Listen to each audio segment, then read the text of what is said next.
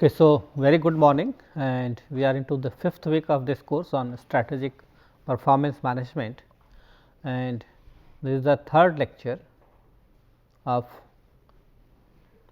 this performance management skill. And in this lecture, what we are going to talk about is that how coaching helps us to improve our performance. Before this lecture, we talked about some of the issues related to coaching, and we try to define how it is different from mentoring and other interventions. And as I told you that coaching is given to improve your performance on the current job, right, while other interventions could be different, right. For example, when we are talking about training, training is given to see that you are able to improve your performance on the job if there is a gap in the performance, that is your actual performance and expected performance or standard performance. If there is a gap, then there are certain options which can be done, like going for some kind of learning and development experiences to manage your performance. So, coaching as an intervention or what you call as a learning and development intervention has been very powerful for improving performance of the employees. Coaching is not only used to see that you are able to perform your job up to the standards or meeting the standards, but we can also look at it that how we can improve upon the existing performance, whether it is related to standard performance or not, right. So, in this lecture basically we are going to talk about how coaching can help us in improving performance. So, I will start it by discussing something like this. So, suppose this is what we call is your performance standard,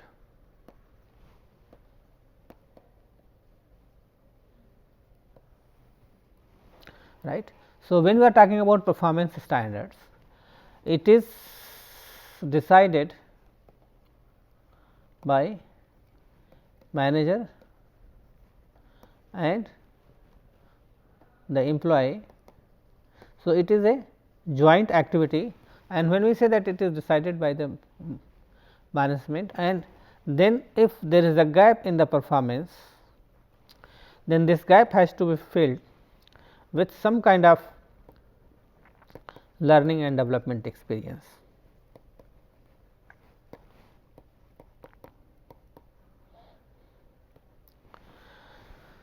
So, what are the options?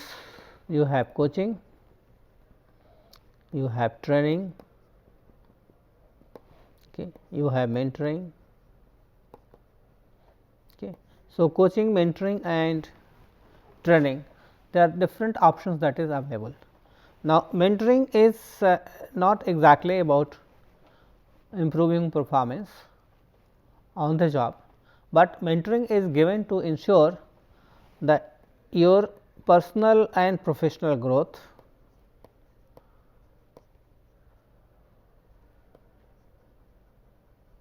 right. Training to bridge the gap in the performance, and coaching is basically for improving the performance, right. So, when we are talking about coaching as such, the idea is that how we can go about improving the performance of individual through the coaching.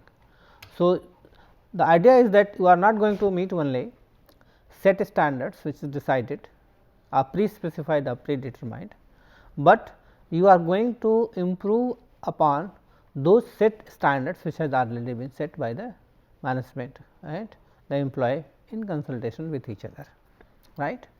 So, coaching has been used in a very powerful way in different fields, not only in organizational setup, but you also will find that coaching has been used in the sports and other areas very successfully, and it has been that how it has been seen that how it is going to help you to improve your performance. Now, so what we are going to discuss here is that does it really help in improving performance, what kind of strategies to be adopted, how we are going to progress and the monitor that yes, it is helping in improving the performance, right.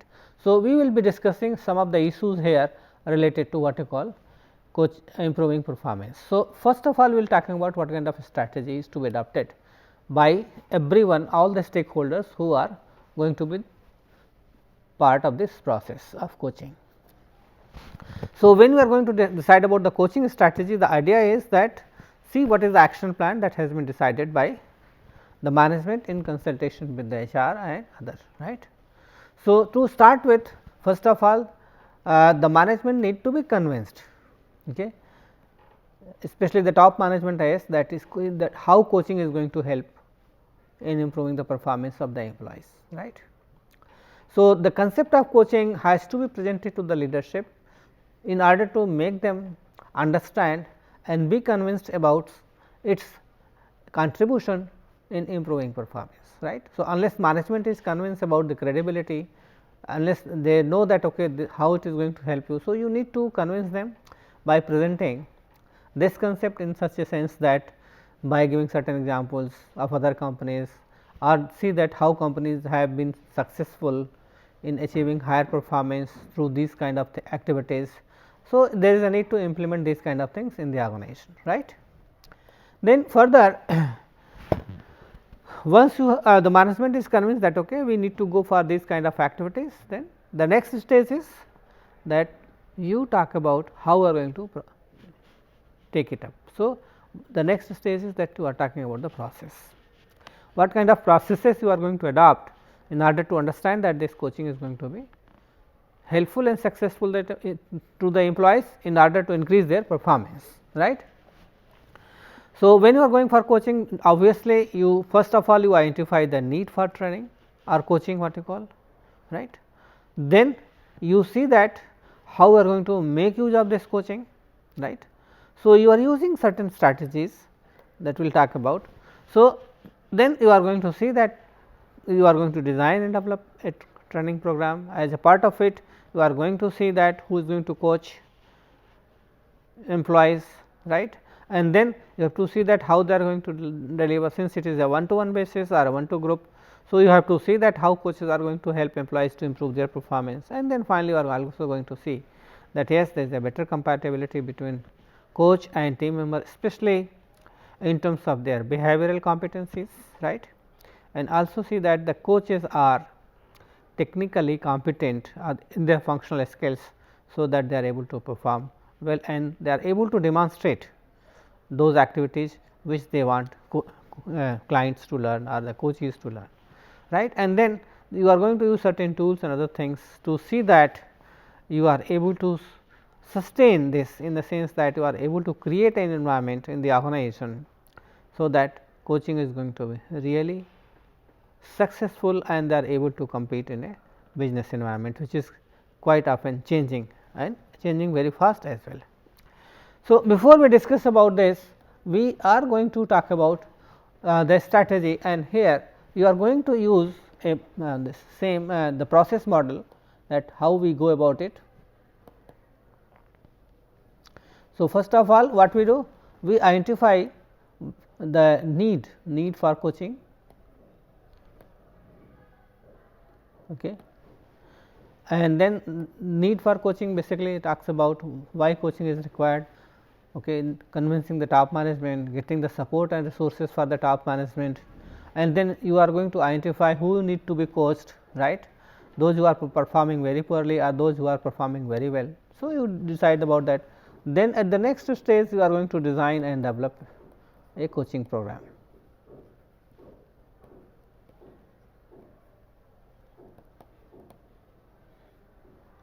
Then this is to be implemented.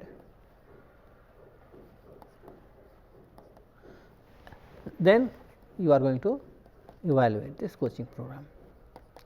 So, use the same process model which is used in other learning and development interventions. So, using this model, first of all you are going to see what would be your strategy to convince the top management, then you coming to design and develop a training program, identifying what kind of coaching would be required, who is going to coach, what is to be delivered, what would be the content of the coaching program, all this is part of this one. Then ultimately the coaching would be delivered by the coaches who are appointed, and then once coaching is done, then you are going to evaluate. And then another important factor is that you make sure that you have a system of feedback in the process which is fed into all these areas. So, you have feedback at each and every stage to ensure that how coaching is. So, feedback, the idea of feedback is basically monitor the progress of the coaching. And another important thing is that you also need to decide about the time frame within which the structured coaching activity is going to happen. So that when this coaching takes place, you are able to monitor the progress and you will see that within a given time frame it is going to be successful, right. So, when we are talking about coaching, the idea, and while we are trying to link it with performance management, the idea is that we have to see that how it is going to help those who are at the helm of affairs, or they are concerned with the management of employee performance, they are able to link these activities and see that how it is going to help in improving the performance. Now, if you look at this process, this figure, you can see that how the person is helping another person to see that he is able to walk through this ladder and is able to improve his performance. Okay. So, it is very important to talk about these kind of things today, because coaching has been a very successful activities. So, when we start the coaching process, first of all what we do, we first look at the current performance of the individual, what he is doing, and once if you look at the performance data, you will be in a position to find out what is the performance record of the individual. Okay. So, this is the first step. So, once you look at the performance record, then you go for ensuring a better performance from the individual. So, in order to see that, what you are going to do? You are going to see that what would be the goals and objectives that you have set for the program, coaching program. Then you are going to deliver it, and once they are able to perform, or the employees are able to set new standards or have been able to improve their performance, you are going to link it with the reward.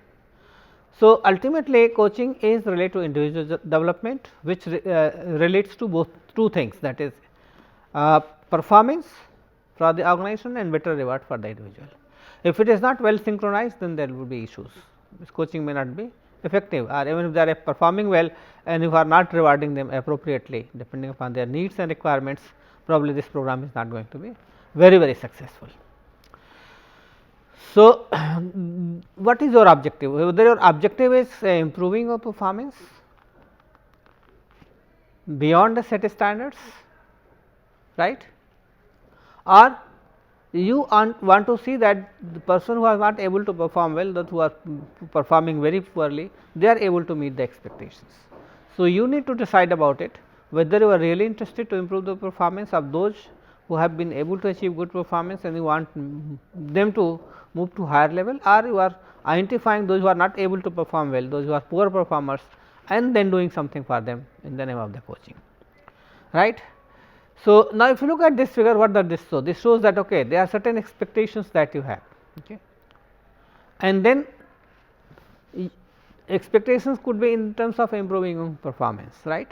Then you are going to observe coaches that how it is to be done, right, or you are going to see that what needs to be done. So, you have to identify the gap in the performance based on what was your expectations, or the expectations that have been set for you in terms of goals and standards, and then what your performance record is. So, you will be able to identify the level of performance based on the expected performance level and achieved performance level, right. So, based on that you are going to identify the gap, and then this gap is fed back to the system that this is the gap in the performance which needs to be corrected, right, and then you give feedback to the employees that how it is to be done. So, coaching could be one such of interventions, and then you also regularly need to monitor the performance to ensure that coaching is successful, right. So, idea here is something like this: you need to identify what does poor performance means, right. So, first of all you define what is the poor performance, right. Then once you are able to define poor performance in objective terms, then how are you going to respond to poor performance, right. So, when we are talking about gap analysis, this is basically is there, if there is a poor performance, then after analyzing that you are going to respond to the poor performance, that in what way you are going to see that this poor performance is corrected and employees are able to improve their performance. Then you are going to conduct a coaching analysis, whether coaching is going to help this individual to improve his performance or not, right, because it is very important. Suppose you know that coaching is not the solution, then you have to think about some other intervention, right. Then you discuss it with the management, you discuss it with the stakeholders, HR managers, you discuss it with the employees concerned, see that in what way coaching is going to help to improve their performance, right, and then ultimately you are going to see that you are able to define whether the person is really performing well or not, right. So, you are using certain rating scales, right, you have performance standards, so you are going to compare it, right. See, it is like this. See, you have certain expectations in terms of performance.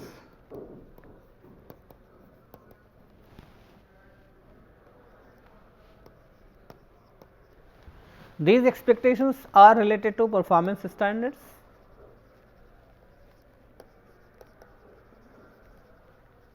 Say for example, if for a salesman it could be like selling 100 units, correct,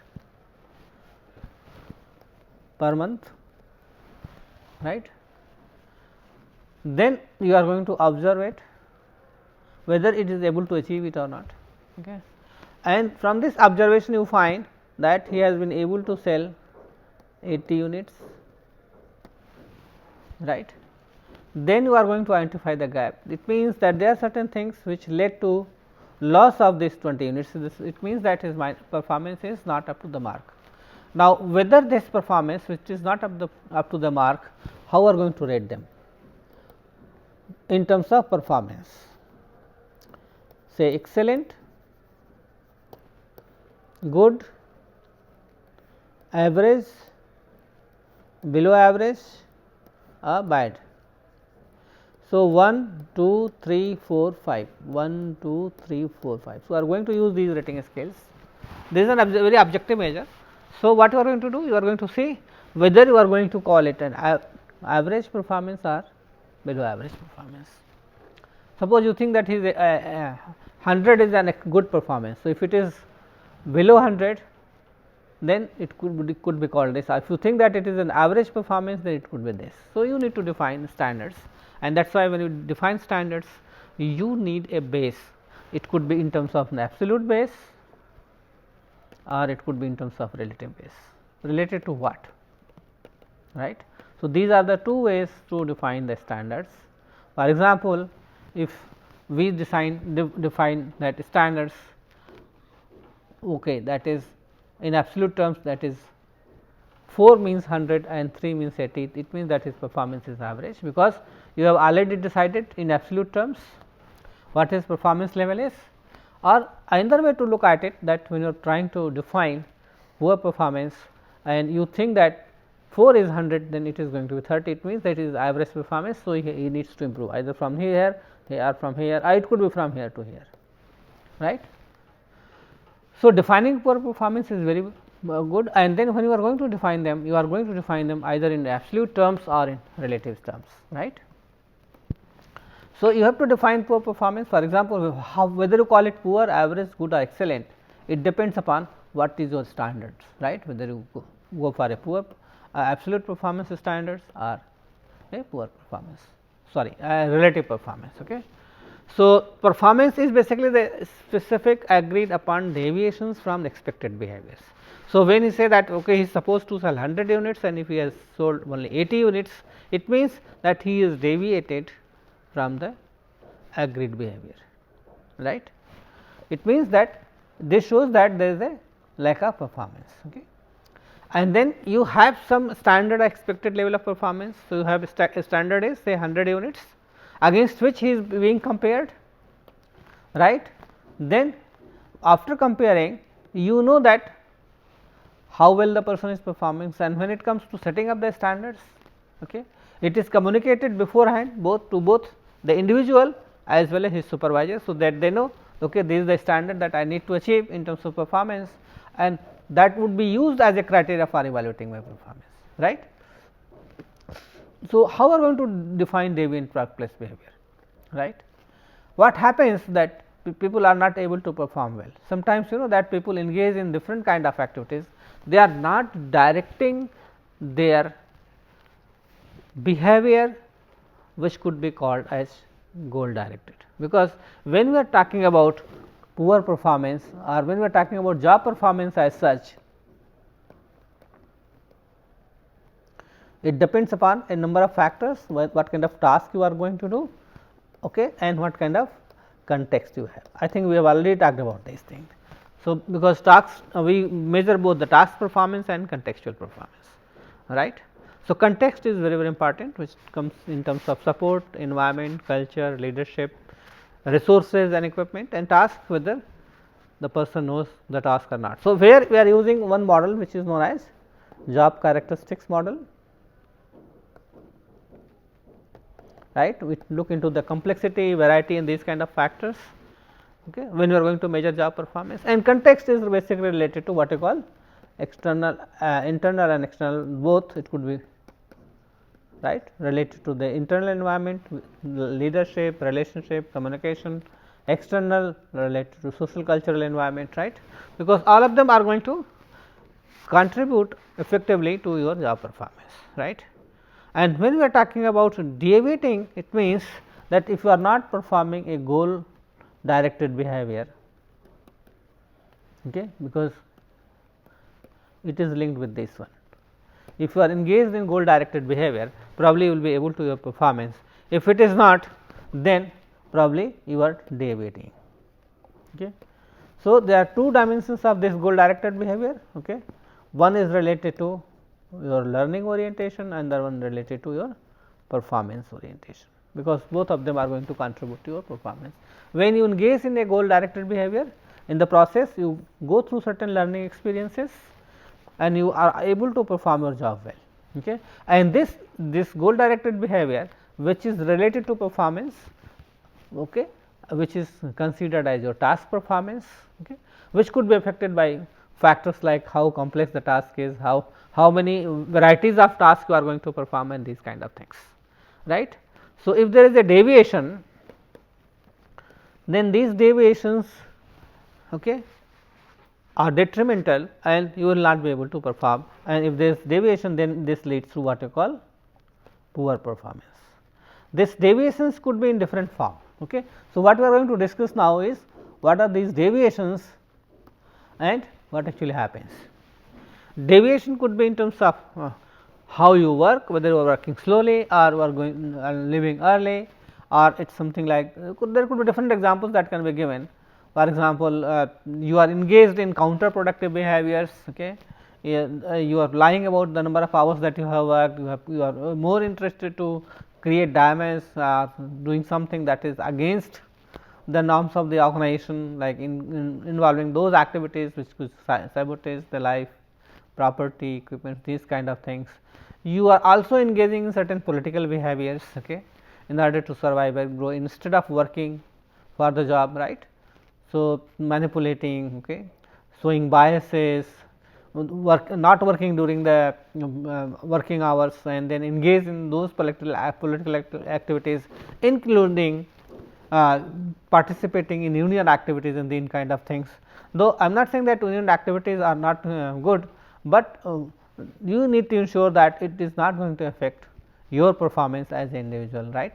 And then your personality characteristics, I mean you are engaged in these kind of activities either as supervisor or other individuals, right. Okay. So, if you are going to be engaged in these kind of activities, what will happen? You will not be able to achieve your performance, okay. And then we have to also find out why you engage in these kind of activities, deviant workplace behavior, because if you are going to engage in this kind of behavior, definitely it would lead to poor performance, right. Okay. So, deviance could be in terms of property, politics, production, or at the individual level also you are not doing those things which are supposed to be done by you. Okay. So, if you are engaging in these kind of activity, the result would be that you will not be able to perform well. So, is coaching is a solution or not? Now, if you look at this individual, what happens? He is so distressed because his performance is not good. So, now we need to decide about it, whether this person requires coaching or not, or such kind of people are going to be held by the coaching process or not. So, what we are going to consider that, okay, what are the causes for poor performance?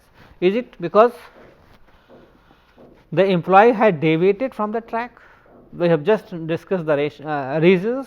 It could be personal, it could be situational, it could be related to the organization also. Okay.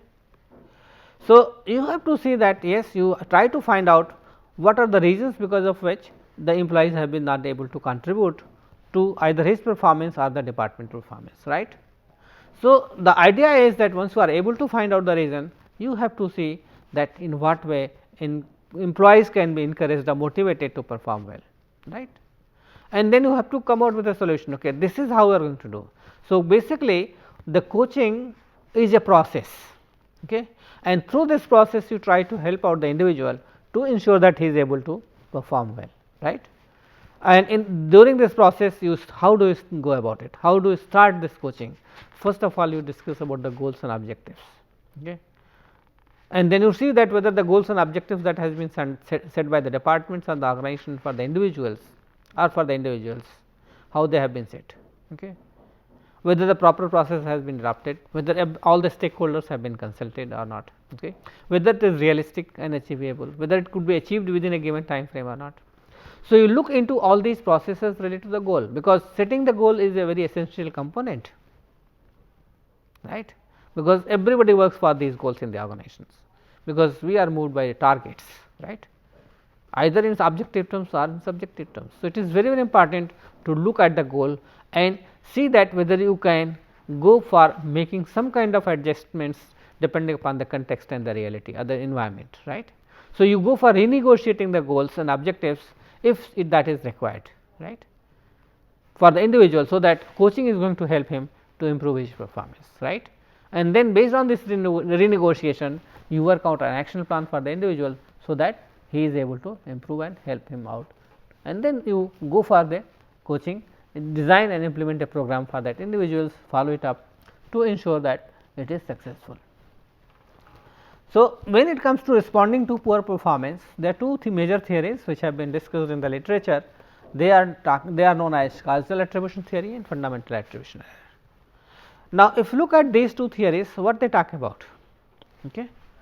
So, if you look at the causal attribution theory, it suggests that we try to attribute the cause of a behavior either to internal factors or external factors. So, when we say internal factors, then we try to attribute it to yourself, right, that I am the cause, I may not be competent enough and that is why I have not been able to perform well.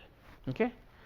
So, you are basically try to attribute it to your knowledge, your skill and your attitude factors, provided you know about it, that is also important. So, it is related to your task performance, but if you are trying to attribute to the external factors, it means that no, you are not at fault, but probably the management or supervisor is not supportive, you are not able to get enough resources, right, you are not being helped and guided by your supervisors, right, or you are attributing simply to the external environmental factors, that the environment is not conducive or favorable. So, if you are talking about these kind of factors, definitely you are attributing to the external factors. Okay. For example, when you write exam and if you pass it, okay, with flying colors, good grades, then what you say that okay, I did work and I worked very hard, right. So, you are trying to attribute into internal factors, that okay, I am responsible for this, but if you do not pass and your marks are very bad or if you fail, then you attribute to external factors. Okay. So, this is what we know as causal attribution. Who is the cause of the behavior, whether they are related to your internal environment, you or external environment, right. Now, sometimes what happens related to this, we try to make an error and this is known as fundamental attribution error. Irrespective of success and failures, you try to attribute it to yourself, though it may not be correct. For example, if you have not been able to perform well, okay, and when you discuss it with the supervisor, you say, so sorry sir, I am responsible, okay, though it not necessary that you are responsible for that poor performance, right. There could be other factors which could be overlooked by the supervisor. Okay. So, it is very, very important that you do not take everything onto yourself, you discuss it and decide who is responsible for the level of performance that is achieved by you, that is very, very important. So, make sure that whether you are making internal attribution or external attribution, it is correct and you are not taking blame for everything, whether it is success or failures, to yourself. Okay. Now, what are the activities that is done through the coaching process? Okay. What coaches do basically? They try to give advice to you that how the things should be done. They also try to guide you in the process, okay, and they also provide you all the support that is required in terms of resources, in terms of equipments, in terms of technology. So, whatever support is required has to be given, and they also try to build confidence in you. So, that they try to see that okay, believe in yourself, so that and yes, you are competent enough, you can do it, okay, and in the process they try to develop those competencies which is required for better performance, right. So, these are some of the functions, we will discuss it later again in detail, that how what kind of coaching skills would be required by the coaches to improve performance of the employees. So, what basically coaches do basically? They try to see that okay, this is the performance level and we move to the next level. So, they think about developing competencies. So, the level of competencies are defined and what kind of competency level is to be achieved, that is identified, and in the process they also communicate very effectively with all the coaches who are part of the process, okay, and another important job is to motivate them.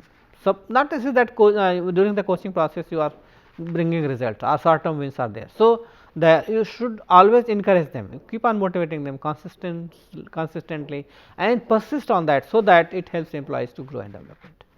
And look at the performance, keep on documentation, okay, because that will be able to show you that okay, you have reached from x to y, y to z. So, that would say that okay, this is how the performance is progressing, and during this coaching you give them regular feedback through showing, through demonstration and other activities, see that how the job is to be done. And if he has certain problems related to performance, you try to see that how it can be overcome. So, the idea here is to you are going to develop employee in terms of those competencies and behavior which would be required by him for effective performance.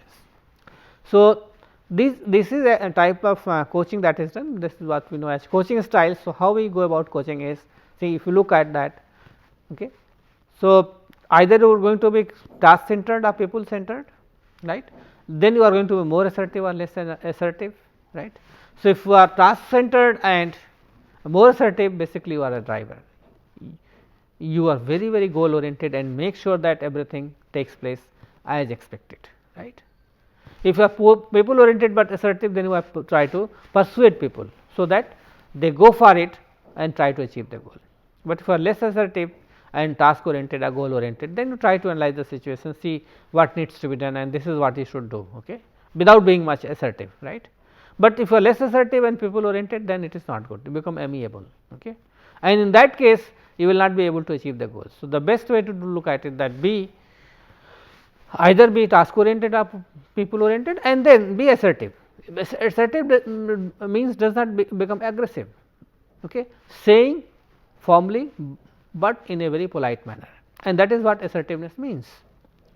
So, you say whatever you want to say, but in a very firm voice, okay, and stick to it and make sure that people go for it, right, and if they are not able to do it, you are going to help them in the process, right. Now, if you look at some of the critical success factors like clarity, okay, clarity in what is the need for the coaching and skill, because that is the first step in the process. What kind of skill would be required by the employees, okay, what kind of performance expectations you have, what kind of development you are looking for, right. Then look at the enabling conditions, that is very important, okay. It is very important that you assess the situation within which they are going to work. So, you look at do analysis of the environment, both internal, external, because that is going to help you to identify the conditions under which it is going to help the individual to perform well. So, identify both the barriers and the kind of support that would be required. So, provide the support system, make sure that these barriers are removed, right. It could be related to structure, it could be related to the culture, it could be related to the process, it could be related to the top management support, whatever it is. So, whatever barriers are there, make sure that it is removed. Then let us see that the coaches are committed to the goals and objectives, and also the coaches. It means together they decide that okay, this is the agreement among all the stakeholders, including coaches, the clients and the HR managers, and you identify what kind of outcomes you are expecting, okay, what the indicators of the performance, how you are going to assess the data and in what way feedback would be given, right. And then you continuously work for improvement of the individuals. So that you can ensure the desired results, right. And if that happens, probably you will be more successful, which can be celebrated, right. And if you require certain adjustments to be made in the goals and objectives, then you go for it also, depending upon the conditions, right. And that is how we are going to proceed further. Okay. Thank you very much.